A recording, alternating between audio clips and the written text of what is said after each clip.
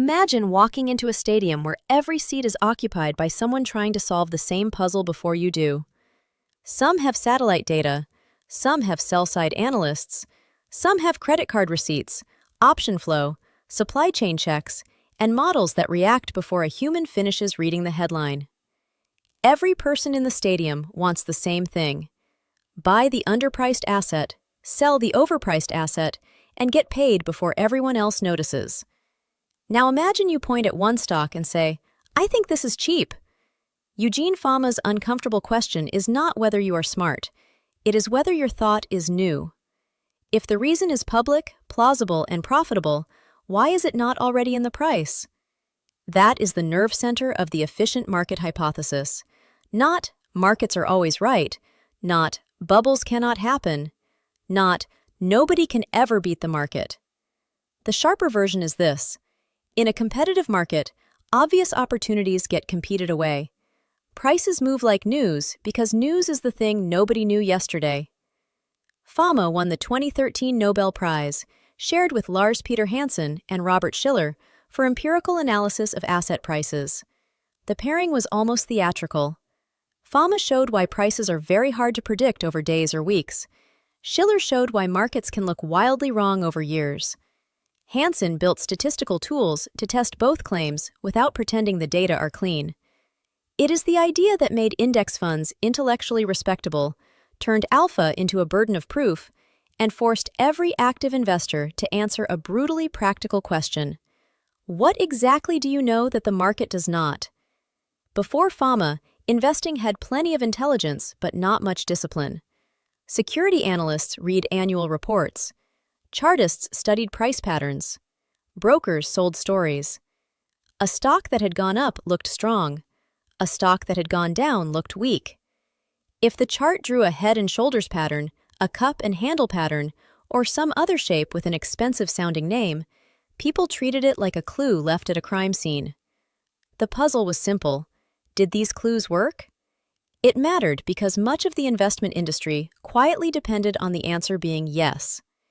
If past prices contained usable information about future prices, then technical analysis had a scientific foundation. If public news was slowly absorbed, then careful analysts could read newspapers faster than the crowd. If professional stock pickers could consistently identify mispriced securities, then high fees were a toll worth paying. But underneath that practical question sat a deeper economic one. A market price is not just a number. It is a social machine. It compresses disagreement, information, fear, greed, and capital constraints into one quote. If that quote leaves easy money lying around, traders should rush in. Their buying and selling should move the quote until the easy money disappears. Think of a supermarket that accidentally prices a $100 bottle of wine at $10. The first shopper who notices buys one. The next buys a case. By the time the manager sees the empty shelf, the mistake is gone. In markets, the shelf updates continuously. The moment a profitable public clue becomes visible, the people acting on it help erase it. That was the intuition. But intuition was not enough. Finance needed data. In the early 1960s, the University of Chicago became the right place at the right time. Computers were beginning to make large-scale return data usable. The Center for Research in Security Prices, known as CRSP, was assembling historical stock prices in a form researchers could test. Fama, trained at Chicago and influenced by figures like Harry Roberts, Merton Miller, and Benoit Mandelbrot, asked whether stock prices behaved like a random walk. A random walk does not mean prices are meaningless. It means price changes are hard to forecast from past price changes. Today's price can be the best estimate of value given today's information. Tomorrow's price changes when tomorrow's information arrives. The path can look wild because the news is wild. The everyday analogy is a poker table where every visible card is already visible to everyone. You can still win a hand if you get a private card, read an opponent better, or accept more risk. But you should not expect to win just because you stared longer at the same public cards. So Fama's question was never whether markets are perfect. It was whether, after accounting for risk, costs, and available information, there is a reliable way to earn abnormal returns from public patterns. Abnormal returns means gains above what would normally be expected for the risk you took. If the answer was no, the investment world had to change. Here is the core insight. In an efficient market, prices reflect available information so quickly that beating the market requires either better information, a better model of risk, lower costs, or luck. That phrase, reflect available information, is easy to misunderstand. It does not mean every price equals some perfect and eternal fair value.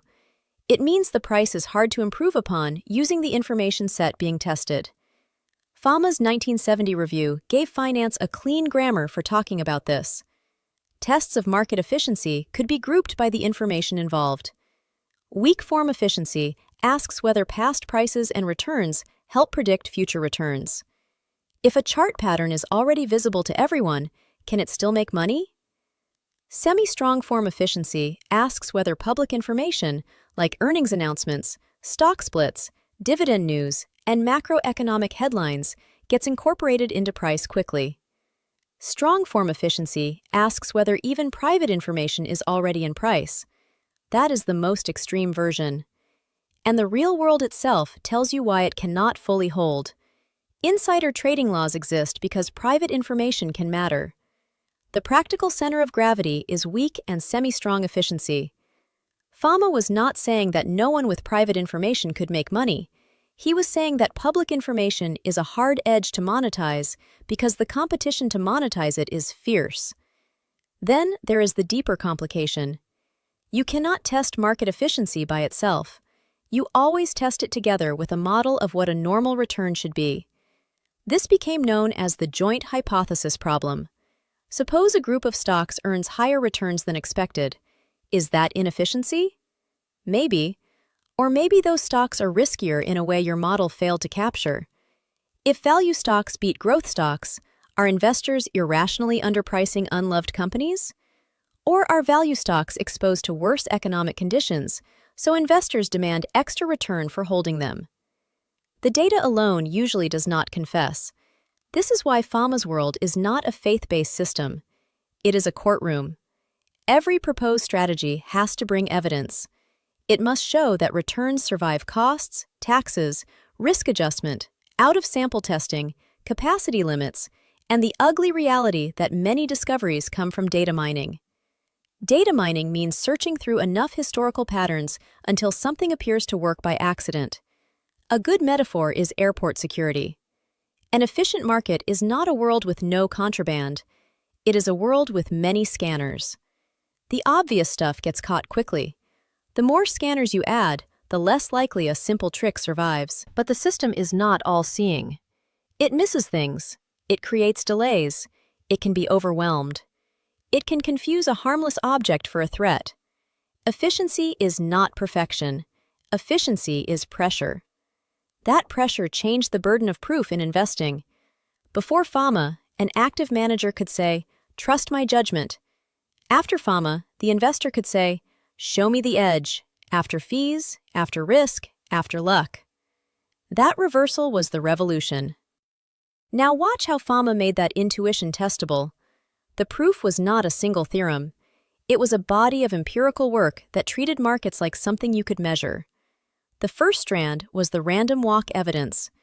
In the 1960s, Fama showed that short-term stock price movements were extremely difficult to predict from past movements.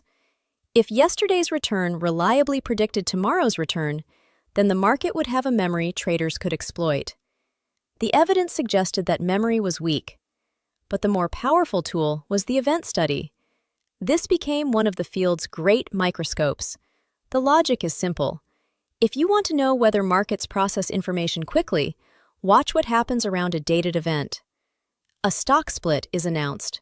A dividend is initiated. Earnings arrive. A merger is announced. If the market is slow, the price should move a little on the news and then keep drifting as investors gradually catch up. In a classic 1969 paper by Fama, Fisher, Jensen, and Roll on stock splits, the question was whether stock prices adjust to new information. Their work helped establish the event study method that later became standard across finance. You estimate what the stock normally would have returned given the market. Then you compare that baseline to what actually happened around the event. The difference is the abnormal return. If most of that abnormal return happens immediately and then fades into noise, the market is updating fast. Later evidence around dividend announcements told a similar story. Prices reacted around the news. After that, there was little meaningful drift. In plain language, the market heard the bell quickly. This is the part of Fama that people feel in real time. A company beats earnings after the close. The stock reprices before the conference call is over. A drug trial succeeds. A regulator blocks a merger. A central bank surprises investors. The first move is often violent because thousands of participants are trying to translate the same information into price at once. The research then expanded beyond simple predictability over time. It moved into cross-sectional returns, meaning differences in average returns across kinds of stocks. The older capital asset pricing model, often called CAPM, said expected return should mainly depend on beta. Beta is a stock's sensitivity to the market. A beta above 1 means it tends to move more than the market.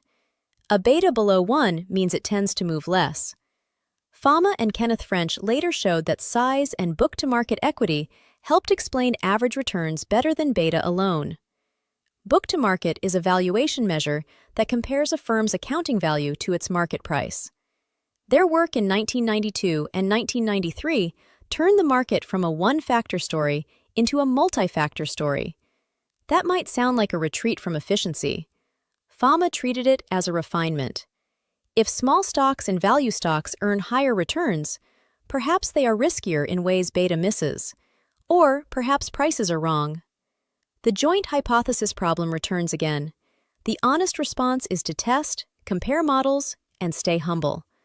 That humility appears clearly in Fama's Nobel lecture, Two Pillars of Asset Pricing. He described market efficiency and expected return models as linked pillars. You cannot talk about whether prices are right without also deciding what return investors should have required for bearing risk. He also acknowledged momentum as a serious challenge.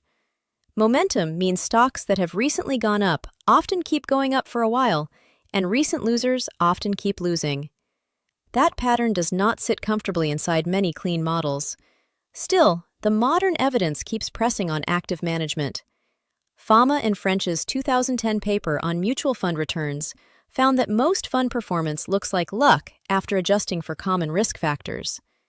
Genuine positive skill is hard to identify. The SPIVA scorecards from S&P Dow Jones indices keep delivering a market version of the same message. In the 2025 U.S. scorecard, 79% of active large-cap U.S. equity funds underperformed the S&P 500 for the year. Over longer horizons, the record has often looked even worse. At the same time, passive investing has risen not just as a fashion, but as an institutional consequence of Fama's logic. By the end of 2024, index mutual funds and index exchange-traded funds together accounted for 51% of assets in long-term funds, up from 19% at the end of 2010. That is not merely a product trend. It is a philosophy becoming infrastructure. The analogy is weather forecasting. You can forecast weather better than chance with the right instruments. But if your only tool is looking out the same window as everyone else, charging 1% a year for that glance becomes difficult to defend. Fama made investing ask a brutal question. Is this skill or just weather? But there is a wall here. The price is not the truth. Markets can be hard to beat and still be wrong. A price can be the best competitive estimate and still be a terrible estimate. Crowds process information quickly, but they can process bad information quickly too. If everyone shares the same mistaken premise, speed just makes the mistake more liquid. This is where Robert Shiller becomes the natural counterweight. Shiller showed that stock prices move far more than simple, discounted dividend models can justify, and that valuation ratios can have predictive power over longer horizons. Fama's world says short-term price changes are hard to predict. Shiller's world says long-term prices can drift away from fundamentals. Both can be true at once. The first wall is the joint hypothesis problem itself. If a strategy outperforms, believers can call it compensation for hidden risk, while critics call it mispricing. If it fails, believers can say the risk model was incomplete, while critics can say the anomaly was data mined. That makes the efficient market hypothesis powerful, but also slippery. It behaves less like a single knockout claim and more like a research program. The second wall is limits to arbitrage. In textbooks, arbitrage looks clean. Buy the cheap asset, short the expensive one, wait for prices to converge, collect profit. In the real world, arbitrage requires capital, borrowing capacity, emotional tolerance, client patience, and time. Schleifer and Vishny's 1997 paper made this brutally clear. Professional arbitrage can become least effective exactly when prices are most wrong, because interim losses cause investors to pull capital before convergence arrives. That is not a technical footnote. It explains why a mispricing can deepen before it closes. It explains why short sellers can be right and still go bankrupt. It explains why the line that the market can stay irrational longer than you can stay solvent is more than a joke. It is a balance sheet constraint. The third wall is behavior. Investors are not sterile calculators. They chase performance. They panic near bottoms. They extrapolate recent trends. They mistake a good company for a good price. Andrew Lowe's adaptive markets hypothesis tries to reconcile efficient markets with behavioral finance by treating markets as evolving ecosystems. Competition can make markets efficient in some environments, but changing rules, technology, leverage, and human behavior can make efficiency vary over time. The fourth wall is that passive investing itself changes the ecology. Index funds reduce costs and solve a real problem for investors. But they also create flows that buy and sell by rule. That does not automatically break efficiency. Prices are still set at the margin by active traders. But it does mean the system Fama helped legitimize is now one of the forces shaping the market he described. So the honest reading of Fama is not give up thinking. It is respect the opponent. The market is not a wise old professor. It is a crowd of armed competitors. Sometimes the crowd is panicked. Sometimes it is euphoric. Sometimes it is forced to sell for reasons that have little to do with value. Sometimes it is anchored to a false story. But before you call it stupid, you need a reason that survives contact with price, time, fees, and the possibility that you are the slow one. That wall is healthy. It keeps skepticism pointed in both directions. Skepticism toward the market and skepticism toward yourself. So, what do you do with Fama in practice? The trade is not simply buy the index and never think again, though for most investors that is a very strong starting point. The practical lesson is to separate market exposure from active bets. First, own beta cheaply. If you want exposure to U.S. equities, global equities, investment-grade bonds, or broad asset classes, the default should be low-cost, diversified, tax-aware vehicles. The logic is simple. The average active dollar must own the market before costs. After costs, the average active dollar lags. That is not ideology, it is arithmetic. Second, treat every active position as a claim about edge. A real edge usually comes from one of four places: information, interpretation, behavior, or structure. An information edge means you know something legal and material that is not widely understood. That is rare in large liquid markets. An interpretation edge means everyone sees the same facts, but you understand their consequences better. That is possible, but hard to prove. A behavioral edge means other investors are forced by fear, greed, mandate, or career risk to make a bad trade. This is where patience can matter. A structural edge means the person on the other side has a non-economic reason to trade.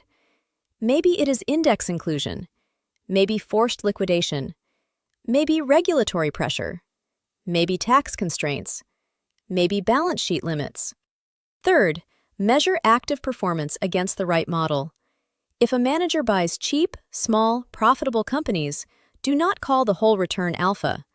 Some of it may simply be exposure to known factors. Fama's later work with French made that language unavoidable. The real question is not whether a portfolio beat the S&P 500 in a good year. It is whether the return remains after accounting for its risk and factor exposures and after fees.